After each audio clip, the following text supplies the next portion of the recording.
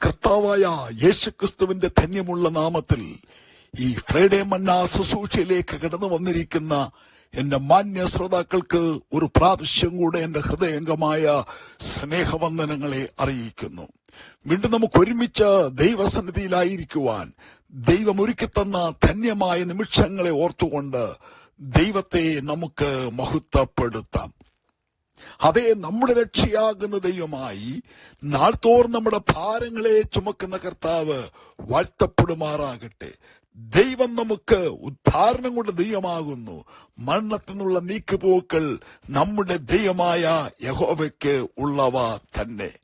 ഓരോ ദിവസവും നമ്മെ നടത്തുന്ന ദൈവത്തിന്റെ വിശ്വസ്തകളെ ഓർത്തുകൊണ്ട് ദൈവത്തെ നമുക്ക് മഹത്വപ്പെടുത്താം.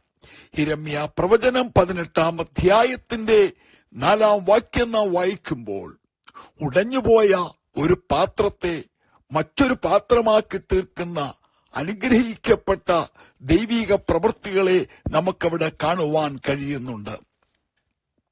ഉടഞ്ഞുപോയതിനെ ഉപേക്ഷിക്കാത്ത ദൈവം, ചീത്തയായതിനെ നല്ലതാക്കുന്ന നമ്മുടെ ദൈവം, കുറവുകളെ പരിഹരിക്കുന്ന നമ്മുടെ ദൈവം, ബലഹീനതയെ ശക്തീകരിക്കുന്ന നമ്മുടെ ദൈവത്തിന്റെ പ്രവൃത്തികൾ നമുക്കവിടെ കാണുവാൻ കഴിയുന്നുണ്ട്.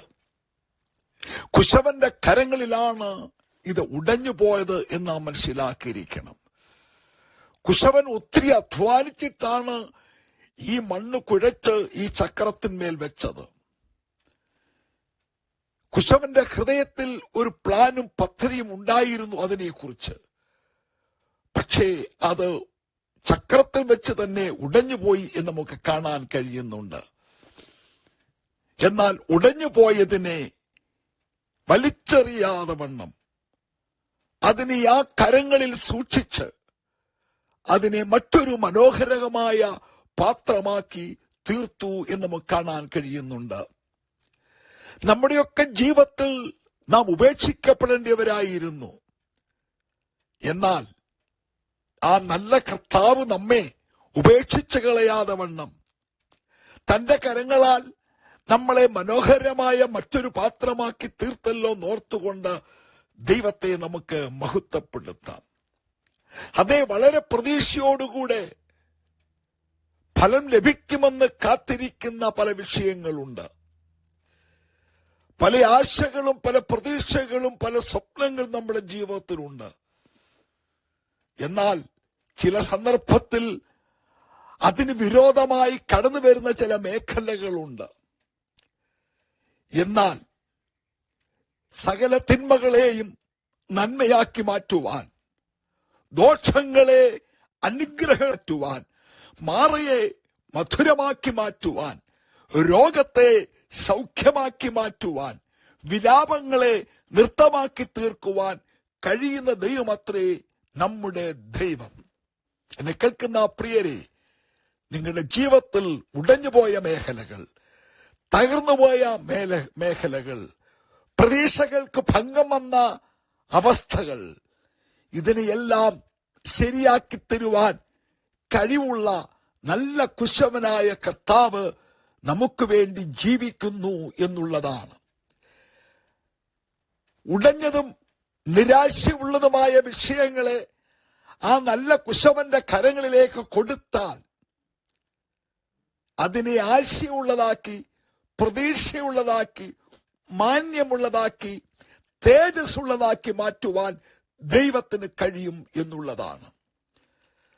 അതെ, നിന്റെ ജീവിതത്തിന്റെ ഉടഞ്ഞുപോയ അനുഭവങ്ങൾ, അകന്നുപോയ അനുഭവങ്ങൾ, നിനക്ക് നിരാശ വരുത്തുന്ന മേഖലകൾ, നിന്റെ കണ്ണുനീർ താഴ്വരകൾ, അതിനെയൊക്കെ അനുഗ്രഹിക്കുവാൻ ദൈവം വിശ്വസ്തനാണ് എന്നുള്ളതാണ്.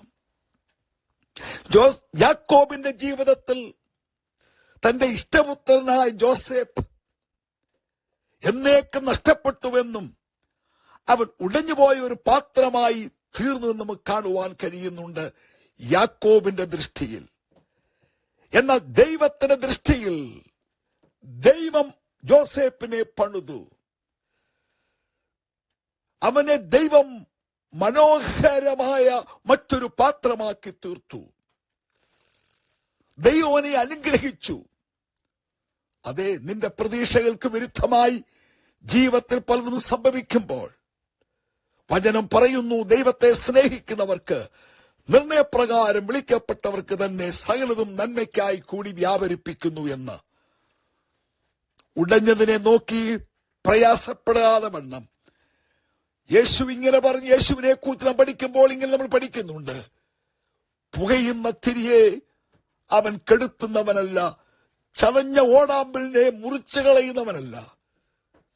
പുകയുന്ന തിരിയെ കത്തിക്കുന്നവനാണ്, ചതഞ്ഞ ഓടാമ്പലുകളെ അവൻ ബലപ്പെടുത്തുന്ന ദൈവമാണ്. നിന്റെ ജീവിതത്തിന്റെ പ്രശ്നങ്ങൾ, നിന്റെ ജീവിതത്തിന്റെ ഭാരങ്ങൾ, നിന്റെ ജീവിതത്തിന്റെ വേദനകൾ എന്തായാലും പരിഹരിക്കുവാൻ ദൈവം വിശ്വസ്തനാണ് എന്നുള്ളതാണ്. യേശു സ്നേഹിച്ച ലാസർ എന്നാണ് കാണുവാൻ കഴിയുന്നത്. മർത്തയുടെയും മറിയയുടെയും ജീവിതത്തിൽ അവിടെ ഏക സഹോദരനാണ്. യേശു സ്നേഹിച്ച ഭവനം, യേശുവിന്റെ കരങ്ങളിലിരുന്ന ഭവനം, യേശുവിന്റെ അനുഗ്രഹം ഏറ്റെടുത്ത ഭവനം. എന്നാൽ ഒരു ദിവസം മാർത്തയുടെയും മറിയയുടെയും പ്രതീക്ഷകൾക്ക് വിരുദ്ധമായി അവരുടെ ഏക സഹോദരൻ ഉടഞ്ഞ പാത്രമായി മാറി. ഉടഞ്ഞ പാത്രമായി മാറി. അവനെ കല്ലറയിൽ വെച്ചു. യേശുവിനോട് പറയുകയാണ്, നാറ്റം വെച്ചു തുടങ്ങിയല്ലോ എന്ന്. ഇനിയും ആ പാത്രം ഒരിക്കലും പണിയപ്പെടുവാൻ കഴിയാതെ വണ്ണം അത്രമാത്രം തകർന്ന് നാറ്റം വെച്ചു പോയ ആ ഉടഞ്ഞ പാത്രത്തെ ഒരു വാക്കിനാൽ നല്ല കുശവനായി യേശു പണിതെടുത്ത് പുറത്തു കൊണ്ടുവന്നു എങ്കിൽ, എന്നെ കേൾക്കുന്ന സഹോദര സഹോദരി, നിന്റെ ജീവിതത്തിൽ ഉടഞ്ഞുപോയി ഒരിക്കലും നേരെയാകയില്ല എന്ന് പറഞ്ഞ് ഒരുപക്ഷെ നാറ്റം വെച്ച സാഹചര്യമായിരിക്കാം. എന്നാൽ നല്ല കുശവന് അതിനെ പണിതെടുത്ത് മനോഹരമായ ഒരു പാത്രമാക്കി തീർക്കുവാൻ കഴിയും എന്നുള്ളതാണ്. അതുകൊണ്ട് നിന്റെ ജീവിതത്തിന് നിരാശകൾ, നിന്റെ ജീവിതത്തിൽ നാറ്റം വെച്ച മേഖലകൾ, നിന്റെ ഭവനത്തിന്റെ നിരാശകൾ, തലമുറകളുടെ നിരാശകൾ, നാറ്റം വെച്ച മേഖലകളെ പണിതെടുത്ത് മറ്റൊരു പാത്രമാക്കി തീർക്കുവാൻ ദൈവം വിശ്വസ്തനാണ്. മനുഷ്യൻ തള്ളിക്കളയും, ദൈവം തള്ളിക്കളയത്തില്ല. മനുഷ്യൻ ഉപേക്ഷിക്കും, യേശു ഉപേക്ഷിക്കയില്ല. അതുകൊണ്ട് ഉടഞ്ഞു പോയതിനെ നന്നാക്കി തരുവാൻ കഴിവുള്ള യേശുവിന്റെ കരങ്ങളിലേക്ക്, പ്രതീക്ഷയറ്റു പോയതിനെ പ്രതീക്ഷ തരുവാൻ കഴിവുള്ള യേശുവിന്റെ കരങ്ങളിലേക്ക് ഏൽപ്പിച്ചു കൊടുക്കൂ. അവൻ പണിയും, അവൻ മനോഹരമാക്കും, അവനതിനെ മധുരമാക്കും, അവനതിനെ തേജസ്സുള്ളതാക്കി മാറ്റും. ഇന്ന് പൽക്കാലം ഈ വചനം നീ കേൾക്കുമ്പോൾ ഉടഞ്ഞ പല മേഖലകൾ നിന്റെ ജീവിതത്തിൽ ഉണ്ടെങ്കിൽ പോലും ഭാരപ്പെടരുത്. മനോഹരമാക്കി തീർക്കുവാൻ കഴിവുള്ള കുശവൻ അതിനെ നന്നാക്കി തരും എന്നുള്ളതാണ്. ഞാൻ നിങ്ങൾക്ക് വേണ്ടി ഒരു വാക്ക് പ്രാർത്ഥിക്കട്ടെ. എന്റെ പരിശുദ്ധ പിതാവേ, എന്റെ കേൾവിക്കാരെ അനുഗ്രഹിക്കണമേ.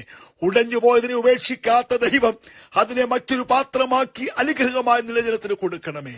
നിന്റെ നാമത്തിൽ നിന്റെ മക്കളെ അനുഗ്രഹിച്ചു പ്രാർത്ഥിക്കുന്നു, യേശുവിന്റെ നാമത്തിൽ തന്നെ, ആമേൻ. കർത്താവ് ചെറിയ വചനങ്ങളാൽ നിങ്ങളെ എല്ലാവരെയും അനുഗ്രഹിക്കട്ടെ. സ്നേഹത്തോടെ കർത്തൃ ശുശ്രൂഷയിൽ പാസ്റ്റർ കെ സാമുവൽ.